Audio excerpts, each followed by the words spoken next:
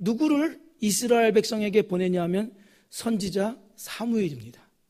그 사무엘을 이스라엘 백성에게 보내주시죠. 그러면 어떠한 방법과 어떠한 과정을 통해서 사무엘 선지자를 보내시냐면 불가능이라고 하는 장벽 앞에 고통하고 절망하는 여인 한나를 통해서 선지자 사무엘을 보내주십니다.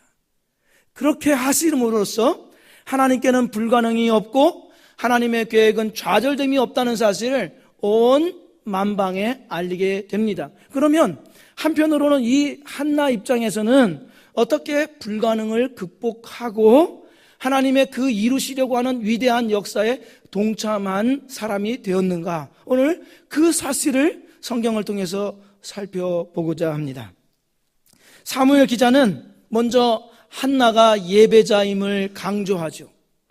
한나가 예배드렸다는 이 기록은 사무엘상 1장에 7번 정도 기록되어 있습니다. 그 중에서도 우리가 함께 읽은 본문에서 19절 말씀에 보시면 그들이 아침에 일찍이 일어나 여호와 앞에 경배하고 돌아가 라마의 자기 집에 이르니라. 여호와 앞에 경배하고, 또 24절을 보십시오. 젖을 뗀 후에 그를 데리고 올라갈새 수소 3마리와 밀가루 1에바와 포도주 1가죽부대를 가지고 실로 여호와의 집에 나아갔는데 아이가 어리더라. 여기 실로 여호와의 집에 나아갔는데, 실로 성소에 올라갔다는 말은 예배드렸다라는 또 다른 표현입니다. 하나님께 예배드리는 것이 한나의 중심적인 삶이었다는 것을 말해주죠. 하나님 앞에 자꾸 나아가서 예배를 드립니다. 예배를 드리고 나아가니까 하나님에 대해서 잘 알게 됩니다. 하나님에 대해서 잘 알게 되니까 어떻게 합니까? 하나님께 구하게 됩니다. 그래서 한나는 예배자의 삶이다라는 것과 그 예배자로서 기도자라는 것이 맞물려 나옵니다. 오늘 본문에도 이 사실을 알 수가 있는데요, 26절 27절을 보시면 한나가 이르되 내 주여 당신의 사심으로 맹세하나이다. 나는 여기서 내 주 당신 곁에 서서 여호와께 기도하던 여자라. 이 아이를 위하여 내가 기도하였더니 내가 구하여 기도한 바를 여호와께서 내게 허락하신지라. 26절 27절에만 기도와 관련된 단어가 4번이나 반복되지요. 특별히 27절에 구하여 기도하였다라는 히브리어 단어는 똑같습니다. 똑같은 단어를 반복해서 나옵니다. 그리고 이 구하였다는 말이 17절에서도 또 나옵니다. 기도하여 구하였다, 구하여서 기도하였다라는 말이 반복되어 나오죠. 그리고 이 단어에서 누구의 이름이 나오냐면 사무엘이라는 이름이 나옵니다. 사무엘이라는 이름 자체가 구하여 얻은 자라는 뜻입니다. 사무엘 이름 자체가 구하여 얻은 자. 그러니까 하나님을 정말 아는 사람은 누구이냐? 하나님께 예배하는 사람은 누구이냐? 기도하는 자다, 이런 뜻입니다. 하나님께 예배하는 사람은 기도할 수밖에 없습니다. 예배자가 곧 기도자이고 기도자가 예배자인 것입니다. 오늘 본문의 핵심도 바로 그것을 말합니다. 기도한다. 사무엘은 구하여 얻은 자가 본문의 핵심 단어이고 문장입니다. 하나님께 예배하는 자는 구하는 자다. 하나님께 예배 드리는 자는 하나님이 구함의 대상이다라는 것을 아는 자입니다. 기도하는 자는 누구이냐? 하나님을 의존하는 자입니다. 기도하는 자는 바로 하나님이 자기의 뜻대로 온 세상 만물을 다 다스리시는 주권자이심을 인정하는 행위입니다. 우리가 기도할 때 그 기도라는 것은 하나님을 의지합니다, 의존합니다, 이런 뜻입니다. 내가 기도한다는 것은 하나님은 당신님의 뜻대로 모든 것을 통치하시는 분이십니다 라는 것을 인정하는 행위인 것입니다. 그것이 곧 예배가 되는 것이죠. 매우 단순한 비교이지만 사울과 다윗 두 사람, 사울은 하나님께 구하였다는 말이 나오지 않습니다. 사울 왕은 구하였다는 말이 나오지 않습니다. 그래서 버림받습니다. 다윗은 하나님께 구함으로써 왕의 자리에 오르게 됩니다. 하나님께 의존적인 신앙은 무엇으로 드러나냐 하면 기도로 드러납니다. 그것을 극적으로 상대적으로 보여주는 두 사람이 사울과 다윗입니다. 그것을 앞서 보여준 사람이 한나이죠. 하나님의 주권을 인정한 까닭에 하나님 앞에 나아가 나를 기어가옵소서, 나를 불쌍히 여겨 주옵소서 라고 기도하는 것이죠. 10절 말씀에 이렇게 기록되어 있죠. 한나가 마음이 괴로워서 여호와께 기도하고 통곡하며, 여호와께 기도하고 통곡하며. 하나님께는 모든 것이 다 가능합니다. 하나님이 원하신다고 한다면 모든 가능성의 문을 활짝 열어주실 수 있음을 믿었기에 여호와 앞에 울며 통곡했다 그럽니다. 우상 앞에는 울지 않습니다. 우상 앞에 우는 거 보셨습니까? 울음이 있다 할지라도 우상은 그 울음을 헤아릴 수가 없습니다. 우상이라는 것은 단지 종교적인 의식과 절차에 따라서 주문을 외우고 흔들어 깨우기 위해서 자극을 주어야 하는 기계적인 존재입니다. 기계적인 어떤 것입니다. 울음을 헤아릴 수가 없습니다. 그러나 하나님은 그의 자녀를 탄식을, 슬픔을 귀담아 들으시는 분이십니다. 헤아리실 수 있는 분이십니다. 하나님은 예배를 받으실 뿐만 아니라 나에게 기도를 하라고 요청하시는 분이십니다. 그 앞에 자신의 아픔과 고통을 토로할 때 하나님은 신비로운 방법으로 그것을 극복해 내게 하실 뿐만 아니라 그 일을 통하여서 하나님의 영광을 드러내는 거룩한 도구로 사용해 주십니다. 그럼에도 불구하고 우리가 하나님 앞에 내 문제를 맡기기 어려운 이유는 하나님이 무관심하시다, 내 문제에 상관하지 않으신다라고 하는 지독한 왜곡 때문에 그렇습니다. 그러한 태도는 하나님을 무기력한, 무능력한, 나와 상관없는 하찮은 존재로 만드는 것입니다. 예배자는 하나님께 구하여야 합니다. 구할 때 하나님의 위대하심이 나타나고 영광이 나타나는 것입니다. 하나님의 능력을 보여주기를 주님은 기뻐하십니다. 빌 프레이라고 하는 사람은 기도에 관하여서 자기의 어렸을 때의 경험을 빗대어서 이야기해 주었습니다. 이 빌이라는 사람은 11살 때 농장에서 살았는데 그 벽난로와 난로의 땔감을 얻기 위해서 밑둥이 잘린 그루터기를 파내어서 그것을 땔감으로 사용해야만 했었습니다. 그 일을 이 빌이라는 어린 소년이 감당해야 했지요. 자기 주변에는 숲속에서 벌목하다 남은 그 그루터기가 남아있어서 그것들을 파냈죠. 어느 날 좋은 그루터기를 발견했습니다. 오랫동안 열심히 그루터기를 파내기 위해서 힘썼지만 이 어린 소년의 힘으로는 뿌리가 깊고 넓게 퍼져 있는 이 그루터기를 도저히 파낼 수가 없었습니다. 아버지가 옆에 와서 이렇게 보고 계신 겁니다. 열심히 파냈지만 도저히 할 수 없었습니다. 아버지가 이렇게 말합니다. 너는 힘을 다하고 있지 않다. 이렇게 말씀하시는 거예요. 그러니까 빌이 화가 났습니다. 자기가 얼마나 오랫동안 열심히 이 그루터기를 파내기 위해서 애썼는지 화가 난 채로 말씀을 드렸습니다. 그런데도 아버지가 이렇게 말하는 것입니다. 아니, 너는 너의 힘을 다하고 있지 못하다. 이렇게 말씀하시는 거예요. 왜 그러냐고 물어봤습니다. 그랬더니 너는 나에게 도움을 요청하고 있지 않잖니? 왜 나에게 도움을 요청하지 않니? 최선을 다하고 있지 않다. 우리 신자들의 최선은 무엇입니까? 하나님께 구하는 것입니다. 하나님께 나의 아픔을 토로하는 것입니다. 하나님의 은혜를 구하는 것입니다. 하나님의 복을 요청하는 것입니다. 그럴 때 하나님께서 들어 기뻐하시는 것이죠.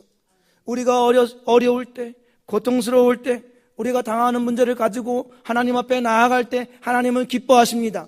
당신님의 영광을 드러낼 수 있는 기회가 되시기 때문에 그렇습니다. 그렇지 않다고 한다면 하나님께서 자신에게 나와서 구하라, 찾으라, 두드리라, 요청하라 이런 말씀을 하실 리가 없습니다. 하나님을 아는 자, 하나님을 예배하는 자는 기도하는 자입니다. 우리가 아무리 많은 성경 지식을 갖고 있고 아무리 정통한 신학과 바른 신학을 가지고 있다 할지라도 기도하지 않는 신학, 기도하지 않는 신앙은 있을 수가 없습니다. 상상할 수가 없는 것이죠. 찰스 스펄전 목사님 이후에 가장 뛰어난 설교자라고 하는 저 헬무트 틸리케라는 분이 있습니다. 독일인입니다. 뛰어난 설교자이면서 위대한 신학자입니다. 그가 이런 말을 한 적이 있습니다. 영의 사람이길 포기하는 사람은 거짓 신학을 하는 사람이다. 영의 사람이 되기를 포기하는 사람은 거짓 신학을 하는 사람이다. 이렇게 얘기했습니다. 우리가 바른 신학, 정통한 신학을 가지고 있지만 그 신학으로 그 사람이 바른 신학을 하고 있는 사람이다, 마귀의 신학을 하고 있는 사람이다 모른다는 거예요. 그 사람의 상태에 따라서 바른 신학을 갖고 있다 할지라도 신성한 신학이 될 수도 있고 마귀의 신학이 될 수도 있다. 의의 병기도 될 수 있고 악의 도구도 될 수 있다. 이렇게 말합니다. 그러면 어떻게 해야 우리가 바른 신학을 하고 정통한 신학을 할 수 있고 신성한 신학으로 의의 병기로서 사용할 수 있느냐? 이렇게 말합니다. 신학 사상이라는 것은 오로지 하나님과의 대화를 통해 이루어진다. 하나님의 대화가 무엇입니까? 기도인 것입니다. 의의 병기로 우리가 가지고 있는 성경 지식과 바른 신학이 쓰일 수 있는 이유는 기도로 시작하고 기도로 호흡해야 할 때 그것이야말로 하나님이 가장 큰 영광을 받으신다는 것입니다. 그러니 하나님을 아는 자, 하나님께 예배하는 자는 기도하는 자입니다. 예배자가 곧 기도자요, 기도자가 곧 예배자인 것입니다. 우리 성도들께서도 다 기도의 은혜를 체험하신 줄로 압니다. 저 역시도 마찬가지입니다. 기도로 저의 문이 열렸습니다. 대학의 문이 신비하게 열렸습니다. 기도로 결혼할 수 있었습니다. 더 어렵게 결혼하신 분들이 많이 계시지요. 제가 결혼할 때 250만 원 갖고 결혼했습니다. 그때도 많았지요. 250만 원 갖고 결혼했는데요. 200만 원은 남한테 빌려서 했습니다. 할렐루야. 다 갚았습니다. 250만 원 갖고 결혼했습니다. 하나님께서 기도할 때 배우자를 주셨습니다. 기도를 통하여서 두 아이를 낳았습니다. 기도를 통하여서 신학의 문을 갈 수 있었습니다. 기도를 통하여서 문이 열렸습니다.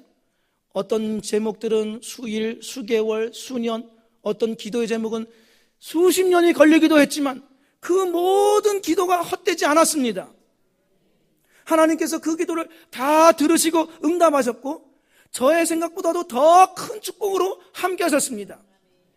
제가 늘 이야기를 우리 가족들에게 얘기합니다. 나는 아직 30배의 축복밖에 아직 안 받았다. 남아있는 것은 60배, 100배요, 10,000배다. 이렇게 얘기를 합니다. 우리 성도들도 그러한 기도에 응답이 있으시기를 주의 이름으로 축복드립니다. 한나가 바로 그렇습니다. 27절 말씀을 보십시오. 뭐라고 기록되어 있습니까? 이 아이를 위하여 내가 기도하였더니 내가 구하여 기도한 바를 여호와께서 내게 허락하신지라. 이 말씀이 성도들의 말씀 되시기를 바랍니다. 기도하며 주님 앞에 예배하였을 때 그녀는 불임에서 임신으로, 우울에서 찬송으로, 절망 중에서 소망으로, 탄식에서 노래로, 멸시에서 존귀한 인생으로 바뀐 줄로 믿습니다. 하나님은 선한 역사를 이루어 가고자 하실 때 그의 백성에게 언제나 기도의 자리로 초청하신다는 것을 꼭 기억하십시오. 때로 우리가 기도를 드렸다 할지라도 숱한 의문부호인 물음표만 내 자리에 수두룩하게 남아있을 수 있습니다. 그러나 언젠가 그 숱한 물음표를 다 하나님께서 끌어안으시고 나에게 감탄부호인 하나님 감사합니다라고 하는 느낌표로 변화해 주실 때가 반드시 오실 것을 믿으시기 바랍니다. 그 믿음으로 주님 앞에 구하는 일이 멈추지 않기를 다시 한번 축복드립니다. 한나가 이러한 응답을 받죠. 그러나 자기가 응답받은 것을 기뻐함으로 멈춘 것이 아니었습니다. 그랬다고 한다면 하나님께서 이스라엘을 회복시키시려고 하는 그 새 역사에 동참하지 못했을 것입니다. 하나님의 응답에 또 한나가 응답하지요. 다시 한번 27절, 28절 말씀을 보시면, 이 아이를 위하여 내가 기도하였더니 내가 구하여 기도한 바를 여호와께서 내게 허락하신지라.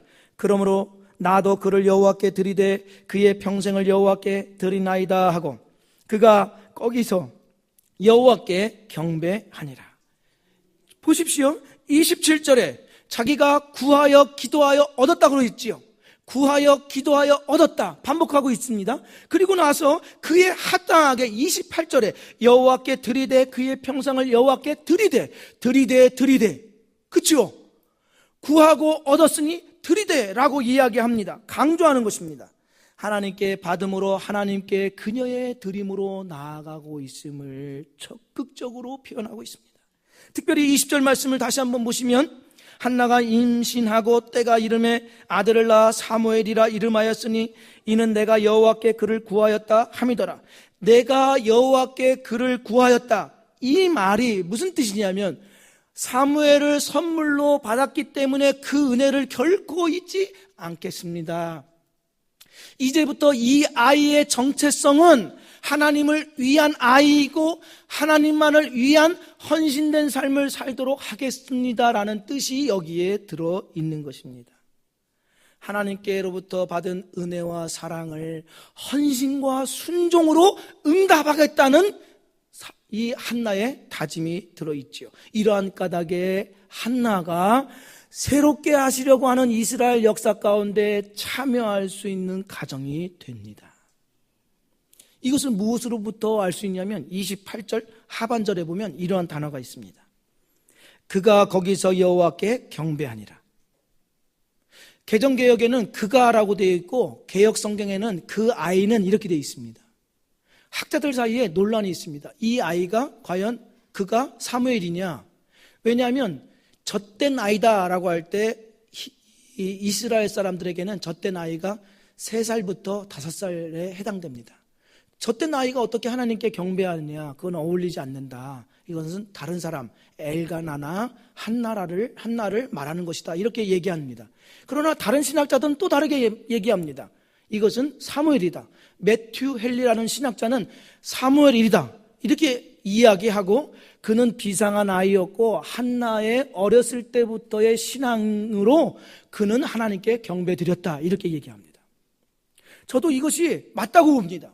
왜 그런가 하면 이 어린아이라 할지라도 하나님께 경배드렸다는 것을 우리 교회 아이들 보면 알 수 있습니다.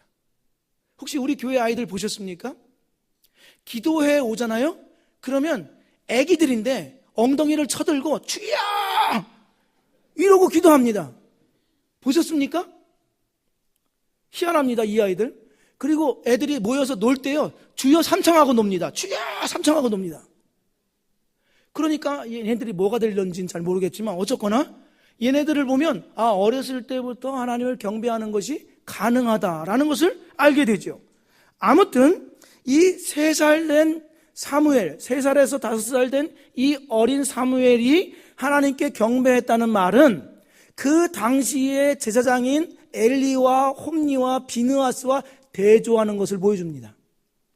이 홈니와 비느하스는 하나님의 제사를 멸시하는 불량자였습니다. 그런데 이 어린 아이 사무엘은 하나님께 경배하는 자였다. 곧 이 아이를 통하여서 하나님께서 새로운 역사, 이 암흑기에 있는 이스라엘 백성에게 광명의 빛을 비춰주고 있음을 암시하고 있는 것입니다. 한나가 어떻게 이러한 새 역사에 참여할 수 있었을까요? 그것은 하나님께 받음으로, 이제는 하나님께 드림으로 나아갔을 때 가능했습니다. 하지만 이스라엘이 지금 암흑시기입니다. 왜 암흑시기입니까? 이스라엘은 하나님께 큰 은혜를 받았습니다. 가나안 땅을 받았고 짓지 않는 집을 받았고 풍성한 곡식을 받았습니다. 그런데 하나님의 은혜를 잊어버렸습니다. 열방의 제사장이라고 하는 특권과 사명을 내팽개치듯이 하고 자신들의 탐욕을 위해서만 살아갔지요. 그러니 하나님께서 열방을 불러오려는 이 계획에 동참하지 못하고 오히려 걸림돌이 되고 맙니다. 저는 이런 생각을 해봅니다. 하나님께서 우리를 통해서 받으신 것이 가장 많은 것이 부도수표가 아닐까, 이런 생각을 해보았습니다. 하나님 자리에는 산더미와 같은 부도수표가 가득 쌓여 있다는 생각을 해봅니다. 우리는 이런 기도를 하죠. 이번에 대학만 들어가게 해주시면 주님을 위해서 일하겠습니다 라고 얘기하죠. 공부가 바쁘다는 거예요. 공부가 바빠서 교회 나오기 힘들다는 거예요. 이번에 직장에 들어가기만 하면 주의 일에 힘쓰겠습니다. 직장 들어가게 해줬습니다. 직장 일이 피곤해서 쉬고 싶다는 거예요. 결혼만 하게 해주시면 주님의 일을 힘쓰겠습니다. 결혼했습니다. 그래서 이야기합니다. 이것 좀 해주시죠. 그건 제가 생각하는 것이 아니기 때문에 할 수 없습니다 라고 거절하죠. 부도수표. 아기만 낳게 해주면 주님을 위해서 열심히 일하겠습니다. 아기를 학원 보내느라 예배를 드리지 못하게 해요. 부도수표. 부도수표가 얼마나 많은지 모릅니다. 혹시 부도수표 맞은 분 계십니까? 저는 간접적으로 맞아봐서 참 쓰라립니다. 쓰라리. 하나님 가슴이 얼마나 쓰라릴까요? 부도수표. 그러나 오늘 하나님께서 우리에게 은혜를 주신 것은 바로 나를 통해서 생명의 역사가 다른 사람에게 흘러들어가기 위한 영적인 탯줄과 같이 사용하시기 위해서 주신 것인데, 오히려 그것이 내게서 멈추어서 저 사회 바다와 같이 고인물이 되고 영적인 비만증에 걸린 신자들이 많다는 것이죠. 그런데 한나는 하나님께 드림을 잊지 않았습니다. 드린다는 것이 얼마나 힘든 것입니까? 드린다고 할 때 방해될 만한 요소가 많이 있습니다. 저때 이 아이를 홀로 성전에 드린다는 것이 얼마나 위험천만하겠어요. 그렇지요. 엄마를 그리워할 것인데 쉬운 일이 아닙니다. 더더군다나 이 성소는 교육하기에 적합한 장소가 아닙니다. 영적으로 무딘 제사장이 있습니다. 무딥니다. 무엇인가 배울 게 없는 것 같습니다. 그리고 한나가 기도할 때 이 엘리 제사장이 누구라고 그랬죠? 술 취한 여자라고 했죠. 그와 같이 술 취해서 이 성전에 와서 방자하게 한 일들이 그 당시 흔하게 있었다는 것입니다. 엘리 제사장의 두 아들 홈니와 비느하스는 타락하고 부도덕한 사람들입니다. 그러한 장소가 실로 성소입니다. 그런데 어떻게 그 아이를 맡길 수 있겠습니까? 훌륭하고 근사한 사람으로 길러내기 위해서는 이사도 해야 되고 물질적인 투자도 해야 되고 여러 가지가 많이 겸비되어야 될 것입니다. 그럼에도 불구하고 한나는 이 사무엘을 주 앞에 드리는 일에 기꺼이 드리죠. 망설임 없이 기쁨으로 드립니다. 왜 이러한 용기가 생겼을까요? 하나님께 답이 있습니다. 사무엘은 불가능한 가운데 얻은 아들입니다. 달리 말씀드리자면 불가능을 가능케 하신 분은 하나님이십니다. 그런 까닭에 하나님께 맡기면 하나님께서 그 아들을 길러주실 것이라고 믿었습니다. 이 확신 가운데 하나님께 드린 것입니다. 내가 내 아이를 기르려고 하면 내 수준이 됩니다. 그러나 하나님이 기르시면 하나님 수준이 되는 줄로 믿습니다. 내가 내 능력으로 내 아이를 기르면 내 능력밖에 되지 않습니다. 그러나 하나님의 능력으로 기르면 그 아이는 하나님의 능력만큼 자라게 되는 것입니다. 이러한 확신으로 하나님 앞에 드릴 때에 이스라엘의 새 역사의 문을 여는 일에 한나와 사무엘이 쓰임받게 됐습니다. 그러면 한나는 아들을 드렸기 때문에 빈손 인생이 됩니까? 아닙니다. 결코 하나님은 우리를 빈손으로 만들지 않으십니다. 사무엘상 2장 21절 말씀을 보십시오. 2장 21절 말씀을 현대인의 성경으로 읽어드리면 여호와께서는 한나에게 복을 내리셔서 세 아들과 두 딸을 더 주셨으며 한편 사무엘도 여호와 앞에서 무럭무럭 자라고 있었다. 아이를 낳지 못하는 이 여인이 세 아들과 두 딸을 낳게 됩니다. 그리고 한나의 믿음대로 사무엘은 여호와 앞에서 무럭무럭 자라났다, 이렇게 기록하고 있습니다. 한나의 손에 은혜를 가득 부어주십니다. 그러면 성도 여러분, 우리 자신을 생각해 보십시오. 우리가 가지고 있는 은혜는 무엇입니까? 팀 한셀이라고 하는 사람은 자신의 교육 정도와 정신적, 신체적, 영적 상태를 그리고 가진 것을 보면서 나는 무엇을 할 수 있는가? 나는 어떤 사람인가? 라고 묻는 것은 불필요한 질문이다. 신자에게는 이렇게 말합니다. 신자는 어떤 사람이냐? 내게 있는 것이 무엇인가를 보아야 한다 이야기하죠. 내게 있는 것이 무엇입니까? 이미 신자로서 살아가는 은혜는 하나님이 충만하게 주셨습니다. 그 무엇보다도 하나님 자신을 우리에게 선물로 주셨습니다. 하나님은 다른 힘을 주시지 않습니다. 이미 하나님이 우리에게 힘이 되시기 때문에 그렇습니다. 하나님은 다른 기쁨을 주시지 않습니다. 기쁨 중에 기쁨인 하나님의 기쁨을 우리에게 주셨지요. 우리는 이미 하나님의 은혜 속에 있고 예수 그리스도의 십자가 은혜라고 하는 이 은혜를 받아 누리고 있습니다. 그럼에도 불구하고 왜 우리는 하나님의 뜨거운 임재를 경험하지 못하고 하나님께 새롭게 역사하시는 그 역사하심의 활동을 보지 못하고 그 역사에 동참하지 못하는 것일까요? 내가 갖고 싶은 것이 나에게 없기 때문에, 내가 원하는 환경과 상황이 아니기 때문에, 내가 기대했던 바가 아니기 때문에 내게 아무것도 없다는 생각으로 하나님께 등을 돌리기 때문에 그렇습니다. 이미 하나님으로부터 은혜를 받았고 예수 그리스도의 십자가 능력이 나에게 있음에도 불구하고 나에게 아무것도 없다라고 생각하는 것이죠. 누구 기준으로? 내 기준으로. 그런 까닭에 하나님의 임재를 생생하게 체험하지 못합니다. 없다고 하면 하나님께 드릴 수 없는 것이죠. 그러면 하나님의 일하심을 목격하기가 어렵습니다. 성도 여러분, 우리는 비교할 수 없는 하나님의 은혜를 받은 줄로 믿습니다. 예수 그리스도의 사랑을 다시 한번 깊이 생각하고 이 사랑 안에 거한다는 사실을 깨달아 하나님 앞에 드림으로써 하나님께서 어떻게 나의 가정과 교회와 이 나라와 민족을 위해서 일하시는가, 그 일하심을 생생하게 목격하실 수 있는 우리 모든 예배자요 기도자요 헌신자가 되기를 주의 이름으로 축복드립니다. 우리 다 같이 자리에서 일어나셔서